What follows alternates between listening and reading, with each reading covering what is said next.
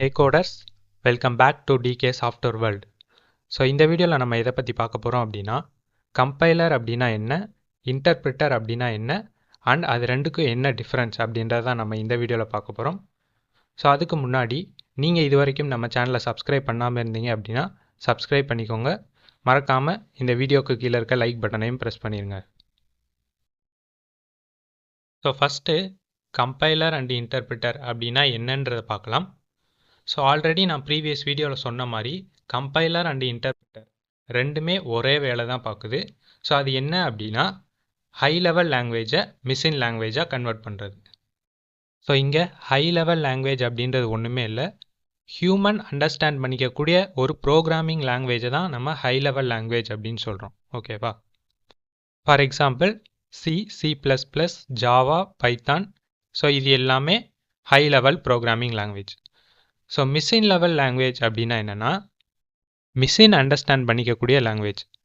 So இது பார்த்தீங்கன்னா completely zeros and ஒன்ஸில் மட்டும்தான் இருக்கும். ஓகேவா? ஸோ அதுதான் மிஷினுக்கும் புரியும். ஸோ இப்போது கம்பைலர் அண்ட் இன்டர்பிரிட்டரோடைய வேலை என்ன? ஹை லெவல் லாங்குவேஜை மிஷின் லாங்குவேஜாக கன்வெர்ட் பண்ணுறது. ஓகேவா? ஸோ இந்த கம்பைலரையும் இன்டர்பிரிட்டரையும் நம்ம என்ன சொல்லுவோம் அப்படின்னா டிரான்ஸ்லேட்டர்ஸ் அப்படின்னு சொல்லுவோம். So next compiler and interpreter இது ரெண்டுக்கும் உள்ள டிஃப்ரென்ஸ் என்ன, இது எப்படி ஒர்க் ஆகுது அப்படின்றத நம்ம பார்க்கலாம். ஓகேவா? ஸோ இப்போது இது ரெண்டும் எப்படி ஒர்க் ஆகுது அப்படின்றத நம்ம ஒரு எக்ஸாம்பிளோடு பார்க்கலாம். ஓகேவா? அஸ்யூம் நீங்கள் ஒரு 5 லைன்ஸ் ஆஃப் கோடு வந்து எழுதியிருக்கீங்க. ஸோ அந்த கோடில் லைன் நம்பர் 3லையும் லைன் நம்பர் 5லையும் எரர் இருக்குது. ஓகேவா? ஸோ இப்போது இந்த கோடை நீங்கள் கம்பைலர் யூஸ் பண்ணி கம்பைல் பண்ணீங்க அப்படின்னா என்ன ஆகும் அப்படின்னா கம்பைலர் வந்து இந்த கோடை ஃபுல்லாக செக் பண்ணும். ஸோ லைன் நம்பர் 1லேருந்து லைன் நம்பர் 5 வரைக்கும் ஃபுல்லாக செக் பண்ணும்.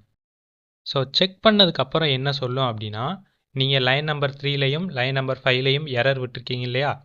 ஸோ அதை நீங்கள் கரெக்ட் பண்ணிட்டு வாங்க, அப்போ தான் நான் கம்பைல் பண்ணுவேன் அப்படின்னு சொல்லிடும். ஓகேவா?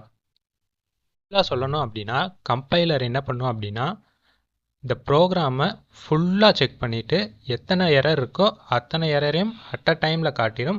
ஸோ நீங்கள் அந்த எரரை ஃபுல்லாக கிளியர் பண்ணால் மட்டும்தான் அந்த ப்ரோக்ராமை நீங்கள் கம்பைல் பண்ணிவிட்டு எக்ஸிக்யூட் பண்ண முடியும். ஓகேவா?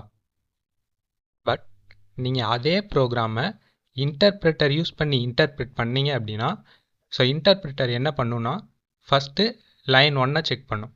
ஸோ அதில் நீங்கள் எந்த எரரும் விடலை அப்படின்றதுனால ஸோ அதை இன்டர்பிரிட் பண்ணி அதாவது மிஷின் கோடாக கன்வெர்ட் பண்ணி அந்த லைனை எக்ஸிக்யூட்டே பண்ணிடும். ஓகேவா? ஸோ அடுத்து தான் லைன் 2க்கு வரும். ஸோ லைன் 2லேயும் நீங்கள் எந்த எரரும் விடாதனால லைன் 2வையும் இன்டர்பிரிட் பண்ணி எக்ஸிக்யூட் பண்ணிடும். ஸோ நெக்ஸ்ட்டு லைன் 3க்கு வரும். ஸோ லைன் 3ல் எரர் இருக்குது அப்படின்றதுனால இன்டர்பிரிட்டர் அங்கேயே ஸ்டாப் ஆயிரும். லைன் 3ல் இருக்க எரரை மட்டும்தான் காட்டும். லைன் 4க்கோ லைன் 5க்கோ இன்டர்பிரிட்டர் வராது. ஓகேவா? ஸோ அதனால் என்ன ஆகும் அப்படின்னா லைன் 5ல் எரர் இருக்குது அப்படின்றதே உங்களுக்கு தெரியாது. ஓகே, சப்போஸ் லைன் 3ல் இருக்க எரரை நீங்கள் கிளியர் பண்ணிட்டீங்க அப்படின்னு வச்சுக்கலாம். ஸோ அகைன் இன்டர்பிரிட்டர் என்ன பண்ணும் அப்படின்னா ஃபஸ்ட் லைனுக்கு போகும். ஸோ ஃபஸ்ட் லைனில் எரர் இருக்கா அப்படின்னு செக் பண்ணும். இல்லை அப்படின்னா அதை இன்டர்பிரிட் பண்ணி எக்ஸிக்யூட் பண்ணிடும். ஸோ அதே மாதிரி லைன் 2வை இன்டர்பிரிட் பண்ணும், எக்ஸிக்யூட் பண்ணும். எரர் இல்லை அப்படின்னா ஸோ அகெயின் சேம் லைன் 3ல் எரர் இருக்கான்னு செக் பண்ணும்.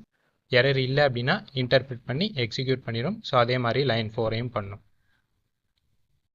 ஸோ இப்போது லைன் 5க்கு வரும்போது ஸோ லைன் 5ல் எரர் இருக்குது அப்படின்றதுனால ஸோ இன்டர்பிரிட்டர் லைன் 5லேயே ஸ்டாப் ஆகிட்டு லைன் 5ல் இருக்க எரரை த்ரோ பண்ணும். ஓகேவா? இன்கேஸ் லைன் 5க்கு கீழே எதுவும் லைன்ஸ் இருந்துச்சு அப்படின்னா அதுக்கு கீழே போகாது, லைன் 5யோட ஸ்டாப் ஆயிரும். ஓகேவா? ஸோ இப்போது நீங்கள் லைன் 5ல் இருக்க எரரை கிளியர் பண்ணாலுமே கூட அகைன் இன்டர்பிரிட்டர் ஃபஸ்ட் லைனில் இருந்து தான் எக்ஸிக்யூட் ஆகும். ஓகேவா? ஸோ எந்தெந்த லாங்குவேஜெலாம் கம்பைலர் யூஸ் பண்ணோம் அப்படின்னு பார்த்தீங்கன்னா C++, எக்ஸெட்ரா. ஸோ அதே மாதிரி இன்டர்பிரிட்டர் யூஸ் பண்ணுற லாங்குவேஜஸ் பார்த்தீங்கன்னா ஜாவா, பைத்தான், எக்ஸெட்ரா. ஓகேவா? ஸோ இப்போது கம்பைலர் அண்ட் இன்டர்பிரிட்டர் பற்றின பேசிக் ஐடியா உங்களுக்கு கிடச்சிருக்கும் அப்படின்னு நினைக்கிறேன். ஸோ இதை பற்றி நீங்கள் டீப்பாக ரிசர்ச் பண்ணணும் அப்படின்ற அவசியம் கிடையாது, ஒரு பேசிக் அண்டர்ஸ்டாண்டிங் இருந்தால் போதும். ஓகேவா? ஸோ நெக்ஸ்ட் வீடியோவிலேருந்து நம்ம சி ப்ரோக்ராமிங் லாங்குவேஜ் ஸ்டார்ட் பண்ணலாம். தேங்க்ஸ் ஃபார் வாட்சிங். Like this video and subscribe our channel.